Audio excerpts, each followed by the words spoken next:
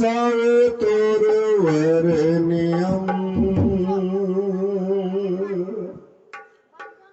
भर्गो देवस्य धीमहि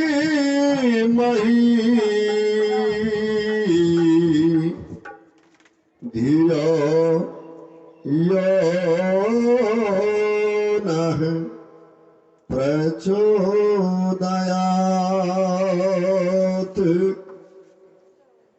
ओम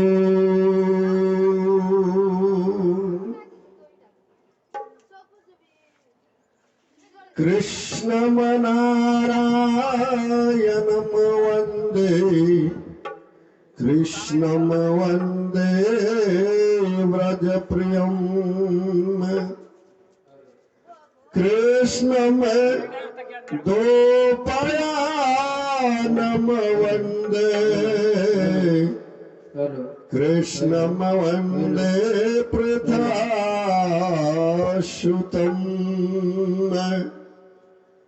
कृष्णं वन्दे जगद्गुरुम्।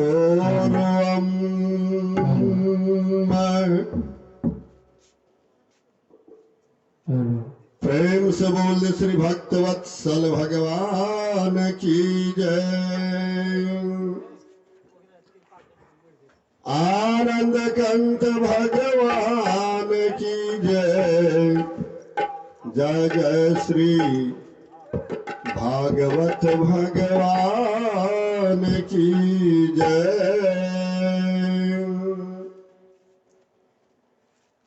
परम आदरणीय श्रद्धालु भक्त वृंद, परम पूज्य विद्वान गण, परम पूज्य संत महंत, परम आदरणीय सती साध्वी माता वहन, नन्हे मुन्ने बच्चा बच्चे, परम पूज्य सभी लोक में निवास करने वाली देवी देवता, चराचर की जीव प्राणी, अन्य सभी श्रद्धालु भक्त वृंद, धर्म प्रेमियों की चरणारविंद में दासों की दास, पंडित बेचन प्रसाद शास्त्री की दंडवत स्वीकार हो प्रभु। अपार हर्ष की बात है, नेपाल अधिराज्य सुनसरी जिला हाथीमोड़ा के पावन धरती पर आज हम सबों को श्रीमद् भागवत कथा सुनने की सौभाग्य प्राप्त हुआ है। आज हम सभी श्रद्धालु भक्त वृंद मिल करके भगवत पंडाल में उपस्थित हो रहे हैं, हो भी चुके हैं। सच में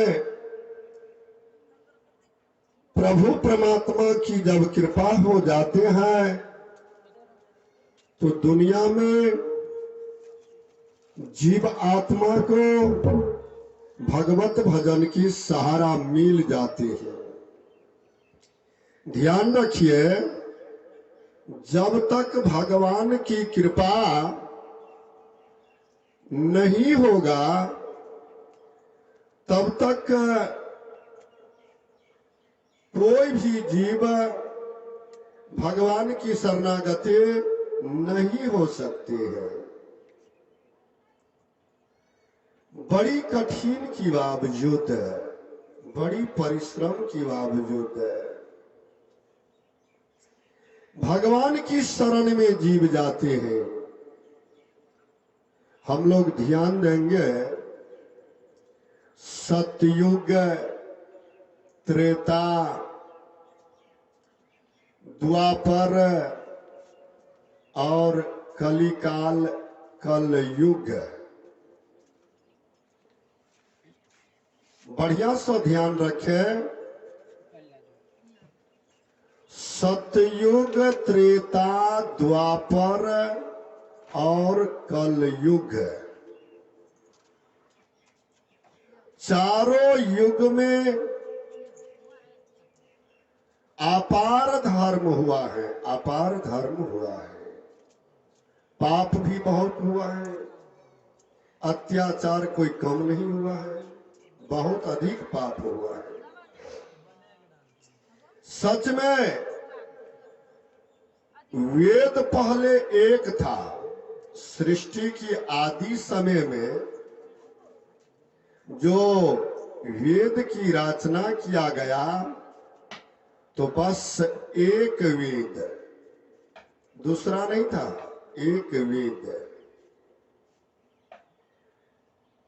अर्थात जो मानव की जीवन किस तरह चलना चाहिए वह संविधान, वेद एक था।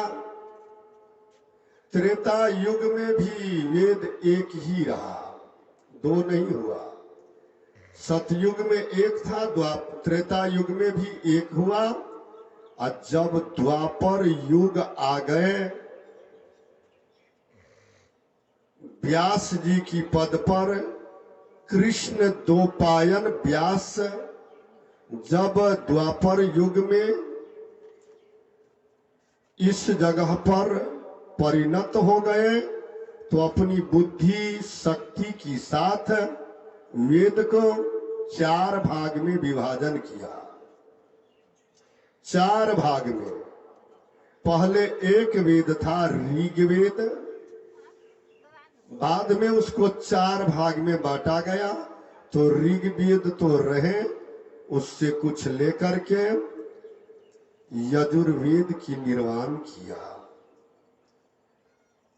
उसके बाद में सामवेद की निर्माण किए, उसके बाद में अथर्ववेद की निर्माण किए। इसलिए 4 वेद कहा जाता है। नहीं तो 2 युग में बस एक वेद था, और द्वापर युग में उस एक वेद से 4 वेद बना। जो आज कलिकाल कलयुग में अध्ययन करने के लिए 4 वेद मिलता है। उसमें हुआ क्या, तो एक वेद बहुत भारी पड़ते थे, विद्वान को समझ में नहीं आता था। कितने बार परिश्रम करते थे अध्ययन करने में, लेकिन छूट जाते थे, उनसे अध्ययन नहीं हो पाते थे। फिर जब 4 भाग में वेद आया तो छोटा छोटा भाग बने, अध्ययन करने में थोड़ा सुलभ हो गए।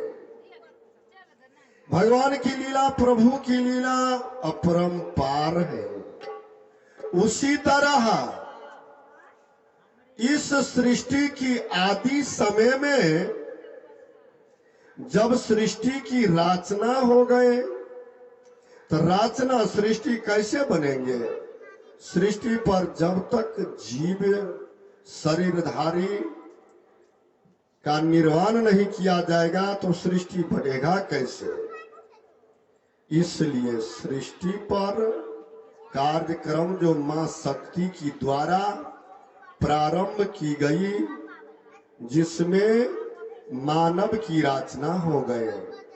सृष्टि 3 बार हुआ है, ध्यान रखना। 3 बार मानव की सृष्टि हुए, मानव नहीं बच पाते थे। प्रभु परमात्मा मानव की निर्वाण करने की आदेश कर दिए। ईश्वर अंश जीव अविनाशी,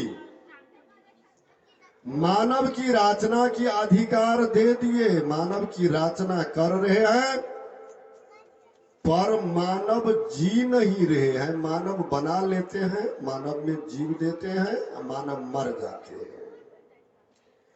नहीं जो मानव बचता है, तो मानव को बचाने के लिए, बढ़िया से ध्यान रखिएगा, मानव को यानी इस मनुष्य को बचाने के लिए कौन सा और चीज से बचेगा? तो सृष्टिकर्ता जी महाराज उसका निर्माण करना शुरू किए। सबसे पहला योनि है सृष्टि पर मानव। तो दूसरा चीज की निर्माण शुरू किए जिससे मानव बच जाए।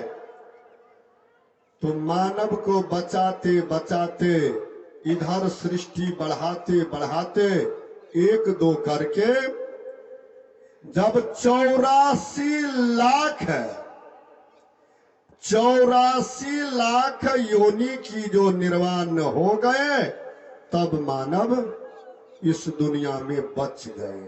ध्यान रखिएगा, जो प्रेम पूर्वक ध्यान रखिएगा उसे बात समझ में आ जाएगी। जो प्रेम पूर्वक ध्यान नहीं रखे तो उसके समझ में नहीं आवेंगे, यह भी सत्य है। तो हम लोग अपने आंख से जो भी चीज देखते हैं, जितने भी वृक्ष देखते हैं, जो भी पशु देखते हैं, जो भी पक्षियां देखते हैं, वह सब मानव की उपयोग में आने के लिए, मानव को बचाने के लिए दवा है। सभी मानव का दवा है। पशु किस लिए बनाया गया, पक्षी किस लिए बनाया गया, सच में वृक्ष किस लिए बनाया गया, जलीय प्राणी किस लिए बनाया गया, सब मानव की सुरक्षा के लिए ही बनाया गया है। जो मानव कैसे बचे, मानव कैसे बचे, मानव को बचाने के लिए भगवान को इतना सृष्टि बढ़ाना पड़ा। हम लोग ध्यान देंगे, सच में सबसे पहला योनि प्रभु परमात्मा ने मानव की निर्माण की है, तो सबसे पीछा में कौन सा ऐसा योनि है जो मानव को बचा लिए? तो 84 लाख से आगे नहीं बढ़ सके, बस 84 लाख पर आकर के रुक गए। इस पर ध्यान दीजिए। सबसे पीछा की योनि है सर्प। ध्यान देंगे, सबसे पीछा की योनि है सर्प। जब प्रभु परमात्मा ने सर्प की निर्माण किया, रिसर्च करते करते बतला दिए सृष्टिकर्ता को, देखिए सब कुछ से मानव सुरक्षित हो चुका है, पर एक चीज पकड़ा गया है जिसके कारण मानव नहीं बचता है, मर जाता है। वह कौन सा चीज है? तो मानव जो श्वास लेते हैं, यह एक भोजन है। श्वास लेना मानव जिस दिन छोड़ देंगे उस दिन वह मर जाएगा। तो मानव की अन्न से, जल से सबसे ज्यादा शक्तिमान, हर भोजन से ज्यादा शक्तिमान जिलाने की शक्ति किसमें है? श्वास में है। जो हम श्वास लेते हैं, छोड़ते हैं, लेते हैं, छोड़ते हैं, तो उस हवा में विष बन जाता है। भगवान सृष्टिकर्ता उस हवा में विष बन जाता है। कोई ऐसा योनि की आप निर्माण कर दीजिए ताकि हवा से विष बाहर करके वह समाप्त कर दे।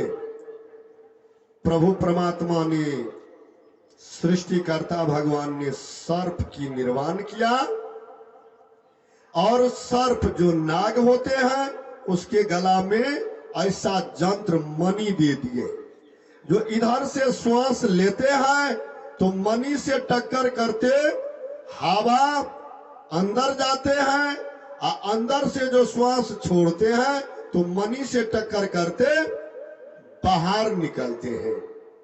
तो सर्प एक ऐसा योनि है जो हवा में जो विष बनता है, हवा में जो विष मिला हुआ है, तो सर्प कभी स्वच्छ हवा श्वास नहीं लेते हैं।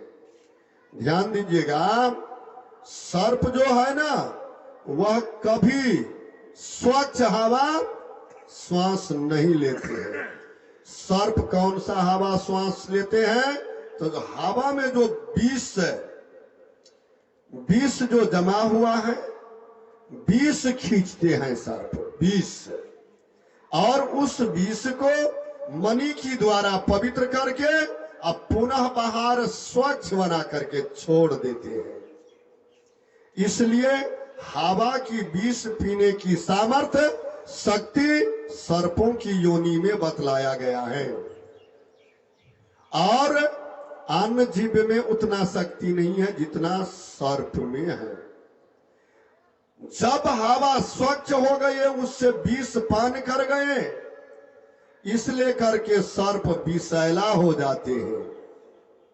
इसलिए विषैला होते हैं जो वह विष सदा पीते रहते हैं, पीते रहते हैं, पीते रहते हैं, और स्वच्छ वह छोड़ते रहते हैं, छोड़ते रहते हैं। सर्प जन्म से कभी विषैला नहीं रहता है। जिस वक्त सर्प का पैदा हुआ तो विषैला नहीं है, उसका उम्र जितना बढ़ता जाता है, जितना बढ़ता जाता है, उतना उसमें विष अधिक बढ़ जाता है। और उसका विष घटता है कैसे? तो कोई जीव पर जो प्रहार कर देते हैं, कोई शरीरधारी पर, तो उसका विष नुकसान हो जाते हैं, विष घट जाते हैं। और उसमें जो कोई ऐसा विषैला सर्प है जो किसी योनि पर प्रहार नहीं किए, तो उसका संपूर्ण विष बचा हुआ रहता है।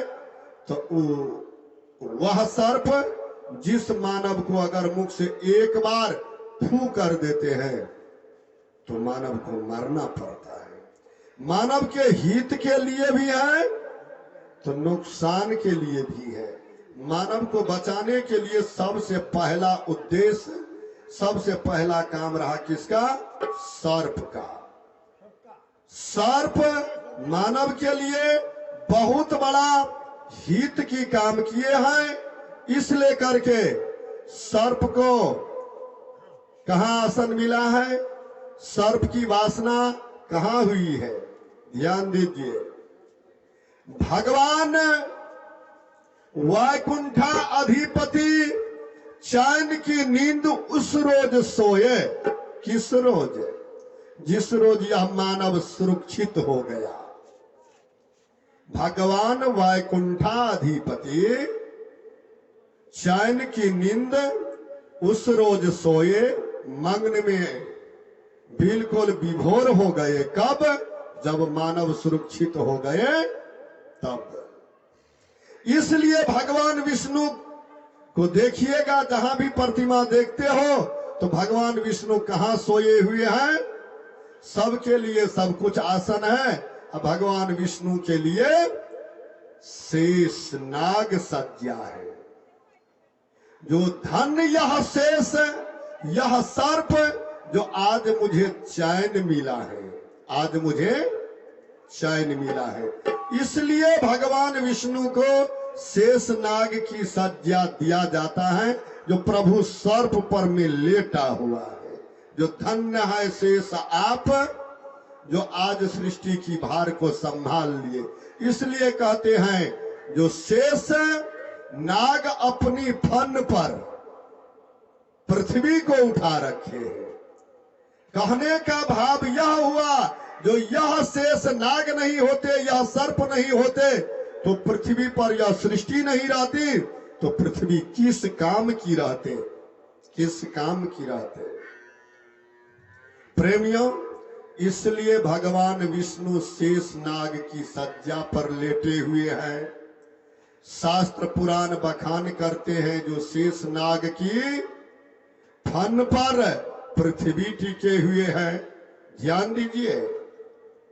और देवादिदेव महादेव जी गला से लगा करके इसलिए रखे।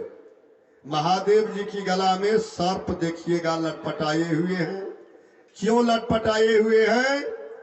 तो वही सर्प, वही नाग देवता मानवों के लिए बहुत बड़ा हित की काम किया, जो महादेव जी अति प्रसन्न हो गए। जो धन्य हो शेष, धन्य हो शेष, मैं आपको गला से लगा लेता हूं, गला से लगा लेता हूं। इसलिए महादेव जी भी शेष नाग को अपने गला से लगा लिए। भगवान विष्णु उन्हीं की आसन पर लेट करके चैन की नींद सो गए, मग्न में विभोर रह गए। और वही शेष नाग को उपयोग में माता शक्ति दुर्गा ने लाई। ये देख लीजिए, जिस अस्त्र से मैंने सृष्टि को बचा लिया, और उसमें ऐसा शक्ति है जो आपको नष्ट भी कर सकते हैं। तो दुर्गा भगवती उस शेष नाग को अपने हाथ में लेकर के असुर पर आक्रमण किए। बढ़िया से ध्यान देंगे, असुर पर आक्रमण किए। इसलिए सर्प की प्रतिमा, सर्प की जो भी फोटो है देवी देवता की नजदीक में इसलिए लगाया जाता है। ध्यान देंगे। मैं पंडित बेचन प्रसाद शास्त्री, मेरा कांटेक्ट नंबर जो मेरा मोबाइल नंबर है वह 91 99 58 56 88, 91 995 85 688। ध्यान देंगे, यह नंबर मेरे साथ हमेशा रहता है। प्रेम से बोले भक्त वत्सल भगवान की जय। बड़ी खुशी की बात रही, बड़ी खुशी की बात रही। आज हम लोग श्रीमद् भागवत पंडाल में बैठे हैं।